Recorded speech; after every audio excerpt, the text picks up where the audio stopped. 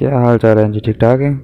आज हम जो वीडियो देख रहे हैं ये है चिश्तियाँ के इलाके की, जिसमें आप देख रहे हैं कि एक कार जो है बहुत तेज़ रफ्तारी से जा रही है और ड्राइवर बहुत ही लापरवाही का मुजाहरा कर रहा है। तो ये इसी दौरान में हादसे का शिकार हो जाएगी।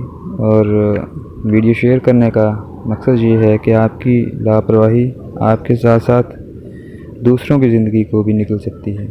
ये किसी तरह भी ठीक नहीं है और कोई दानिशमंदी नहीं है। अगर आप फ्रस्ट्रेटेड हैं, डिप्रेस्ड हैं, परेशान हैं या कोई और मसला है तो आप ड्राइविंग ना करें, आप रुक जाएं, क्योंकि परेशान तो आप हैं, दूसरा तो परेशान नहीं है।